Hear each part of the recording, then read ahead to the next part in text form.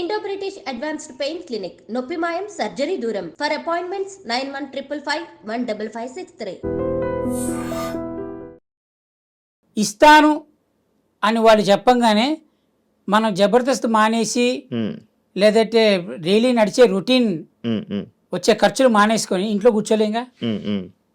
అవును, ఇప్పుడు అది నడుస్తోంది కాబట్టి కొంచెం జనాల్లో కనబడుతున్నాం కాబట్టి మనం ఇంకా గుర్తుపెట్టుకుంటారు. ఆ చనువుతోటి మనం ఆఫీస్కి వెళ్ళగలుగుతున్నాం. అవును.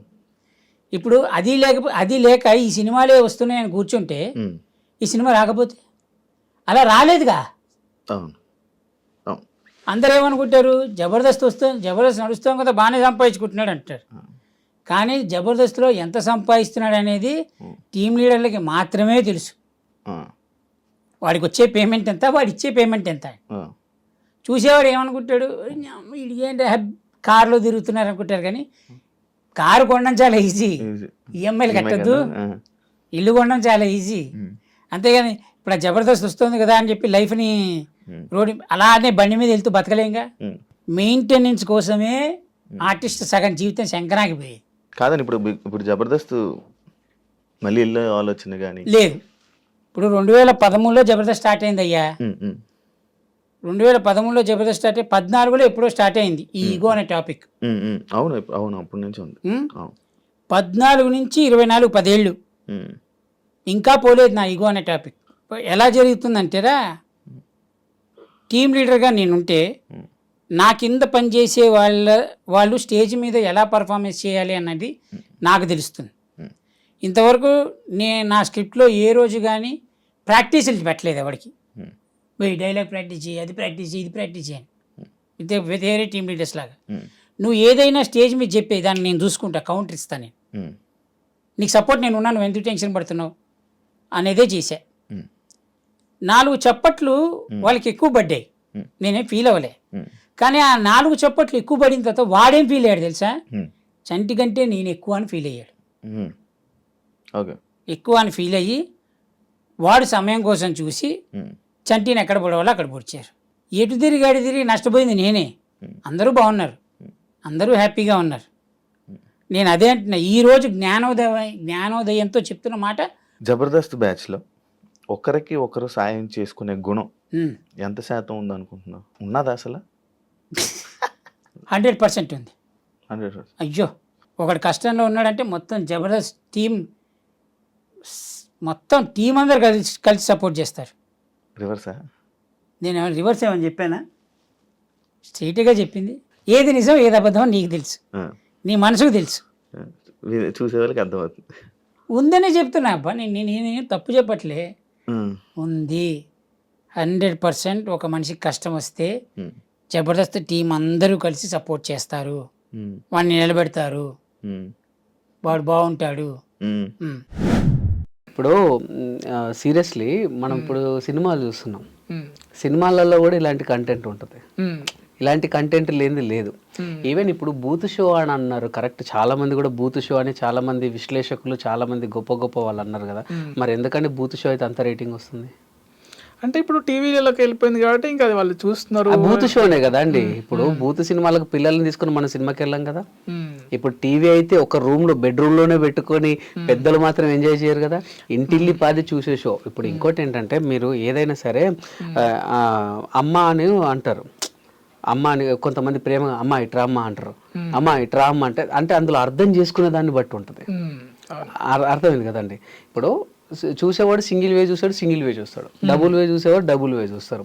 ఇంకోటి ఏంటంటే, బూత్ షో అనేది అంటే మరీ అంత వల్గారిటీ అయితే లేదండి. ఏదైనా అప్పుడప్పుడు చిన్న చిన్న డబుల్ మీనింగ్స్ వస్తాయి. పెద్ద పెద్ద సినిమాల్లోనే ఉన్నాయండి డబుల్ మీనింగ్లు కదా. సో ఇందులో వస్తే పెద్ద తప్పేమో అని అనుకోలేదు నేను. ఈవెన్ ఇంకొకటి ఏంటంటే, ఈ జబర్దస్త్ అనేది మాకేంటంటే మాస్ ఆడియన్స్కు చాలా కనెక్ట్ అయింది. సో మాస్ ఆడియన్స్ ఒరే అబ్బాయి ఇలా రారా అంటే నవ్వరు, అబ్బాయి అంటేనే నవ్వుతారు. ఇప్పుడు పెద్దవాళ్ళు ఉన్నారు అనుకోండి, చాలా పెద్దవాళ్ళు అంటే కొంచెం హయ్యర్ అఫీషియల్స్, వాళ్ళు టీవీలు చూడరు. సో మన మిడిల్ క్లాస్ నుంచి ఇటు కింది వాళ్ళకి మనకు టీవీలు సెల్ ఫోన్లలో మనం అంటే మనకు ఉన్నటువంటి ఎంటర్టైన్మెంట్, పెద్దవాళ్ళు చదువుకున్న వాళ్ళకి ఏంటంటే వాళ్ళకి ఆఫీసెస్ అవి వాడుతుంది సరిపోద్ది. సో మాకు వీళ్ళు కావాలి, సో వీళ్ళకి నచ్చే కంటెంట్తో వెళ్తాం అంతే. మీరు ఇంకొకటి, మీరు బూత్ షో ఇప్పుడు మీకు జబర్దస్త్ ఒక ఎపిసోడ్ ఎన్ని వ్యూస్ ఉంటుందని మీకు తెలుసు యూట్యూబ్లో? మిలియన్స్లలో ఉంటుంది. ఎస్, ఓకే, ఒక 1,00,000 వేసుకుందాం సరే, మిలియన్స్ వద్దు, 1,00,000 వేసుకుందాం. అందులో వచ్చే కామెంట్లు 50 ఉంటాయి కదా బూత్ షో అని. అంటే మిగతా 9 లక్షల మంది 1 మిలియన్ తీసుకుంటే సరే 90,000 మందికి తెలియట్లేదా? మరి ఎందుకు వేయట్లేదు వాళ్ళు?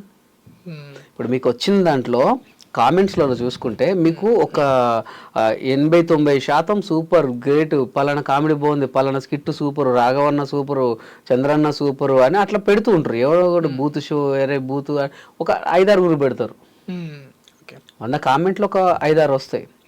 ఇంకొకటి ఏంటంటే అండి, కాసే చెట్టుకే రాళ్ళ దెబ్బలు, కాసే చెట్టుకే రాళ్ళ దెబ్బలు 100%. ఇప్పుడు బూత్ షో అనే మహానుభావులు వాళ్ళు ఎప్పుడు కూడా బూత్ వాడలేదా? వాడతారు, వాళ్ళ నిత్య జీవితంలో వాడతారు. మీరు నిజంగానే అది నిజంగా బూత్ షో అని అయితే అంత రేటింగ్ రాదండి 100%.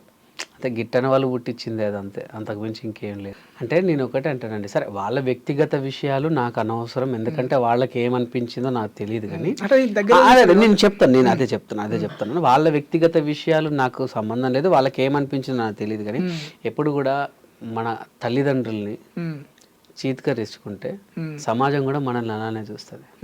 ఇప్పుడు తల్లిదండ్రుల్ని అనాథాశ్రమంలో వదిలినోడు బ్రతికినా చచ్చినట్టే నా దృష్టిలో.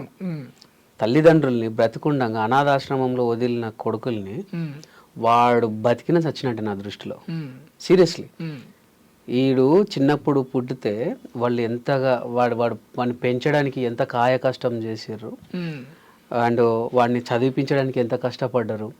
వాడు చిన్నప్పుడు ఇట్లనే టాయ్ చేసుకున్నా లేకపోతే బట్టల్లో పోయినా వాళ్ళు చీగొట్టిర్రా? పోనీ నాకు ఇది కావాలని ఏడిస్తే వాళ్ళు కాదన్నారా? నిన్ను చదివించి నీకు ఒక ఉద్యోగం ఇప్పించి పెళ్లి చేయించి పెళ్ళిళ్ళు చేస్తే ఇవాళ వాళ్ళు ఒక ఏజ్కి వచ్చిర్రు అని చెప్పి వాళ్ళ దగ్గర ముసలి వాసన వస్తుంది, బట్టల్లో విసర్జించుకుంటున్నారు అని చెప్పి నువ్వు అక్కడేసిన చిన్నప్పుడు వీళ్ళు అట్లా చేసిర్రా? ఒకవేళ వాళ్ళు నేను ఇదే చేస్తే ఈరోజు నీ బతికేంది? అవునా కదండి? వాడు లేనిది అసలు వీడెవడు? ఇప్పుడు వచ్చిన పిల్లలు ఎవరు? ఇప్పుడు నువ్వు నీ కొడుకు వీడికి ఎప్పుడైనా చిన్నప్పుడు జ్వరం వస్తే వాళ్ళు ఎంత తల్లడిల్లిరు, వీడికి ఏదన్నా అయినా కూడా ఎక్కడి నుంచి అప్పు తీసుకొచ్చి వాడిని బాధించిన రోజులు. ఇప్పుడు నీ కొడుకు చేస్తలేవా? రేపు వాడు కూడా నేను అంతే చేస్తాడు. సో అదే విధంగా అన్నం పెట్టినటువంటి జబర్దస్త్ని కానివ్వండి, మనల్ని ఆదరించి 10 మందికి పరిచయించిన జబర్దస్త్ని కూడా ఎప్పుడు కూడా దాన్ని బ్యాడ్ చెప్పొద్దు. బ్యాడ్ చెప్పిన వాళ్ళను ఖచ్చితంగా సమాజం కూడా అలానే చూస్తుంది 100%. ఎందుకంటే బిఫోర్ జబర్దస్త్ నేను ఎవరిని, ఆఫ్టర్ జబర్దస్త్ కదా వెంకీ మంకీ. ఇప్పుడు నేను ఏదైనా సినిమా ఆఫీస్కి వెళ్ళినా, ఎక్కడికన్నా వెళ్ళినా వెంకీ గారిని గుర్తుపట్టి మనల్ని కూర్చోబెట్టి, ఇప్పుడు నార్మల్ ఆర్టిస్ట్ వెళ్తే ఆడిషన్స్ తీసుకుని పంపించేస్తారు, మేము వెళ్తే కొంచెం మాట్లాడి టీయో కాఫీ వచ్చి వెంకీ వచ్చింది కదా ఏదో ఒకటి ఇచ్చేద్దాంలే అన్నట్టు మాట్లాడతారు. నేను అనేది ఏంటంటే మనం ఎక్కడి నుంచి వచ్చినాం అన్నది మూలాలు మర్చిపోవద్దు. మూలాలు మర్చిపోతే అది వాళ్ళకి విజ్ఞతకు వదిలేద్దాం. అంటే తొక్కడం అంటే చంటన్నకు ఏం జరిగినా తెలియదు, కానీ నేను ఒక్కడే చెప్తాను, మనకు టాలెంట్ ఉంటే ఎక్కడన్నా బతకొచ్చు. అది జబర్దస్తే కావచ్చు, డిఏ కావచ్చు, శ్రీదేవి డ్రామా కంపెనీ కావచ్చు, ఇంకా ఏదైనా స్టార్ మానే కావచ్చు, జీ తెలుగే కావచ్చు, ఎక్కడైనా బ్రతకొచ్చు. ఇప్పుడు నేను మన ఐ డ్రీమ్లో పనిచేస్తున్నానండి, నాకు టాలెంట్ ఉంది, మీరు యాంకరింగ్లో మీరు సీనియారిటీ, మీరు నన్ను దొక్కారు, నాకు వర్త్ ఉంది, నేను ఇంకొకడికి వెళ్ళి చేసుకుంటా, ఇంకో ఛానల్కి వెళ్తా. సరే ఇంకో ఛానల్ కూడా నన్ను అక్కడ ఇంకొక సీనియర్ ఉన్నాడు నన్ను దొక్కేశాడు, ఓన్గా పెట్టుకుంటా, నేను పోరాడేంత వరకు పోరాడతా. ఒకప్పుడు ఏంటంటే సినిమా ఒక్కటే లోకం ఉండేదండి, సినిమా ఒకటే ప్రపంచం ఉండే. ఇప్పుడు 100 ప్రపంచాలు, యూట్యూబ్, సినిమా, ఇన్స్టాగ్రామ్ ఇన్ఫ్లుయర్స్ ఒక రోజుకు 10,000 సంపాదిస్తున్నారు. మనల్ని ఎవరు తొక్కారంటే మరి అప్పుడు ఆ టైంలో సినిమా ఒక్కటే ఉండే కాబట్టి పాపం ఆయనకు అది హెల్త్ బాగా లేకుంటున్నప్పుడు అదే అప్పుడు అన్న ఓన్లీ సినిమా ఒక్కటే ఉండే కదా. ఇప్పుడు అప్పుడు అది ఎప్పుడు ఒక 4-5 years బ్యాక్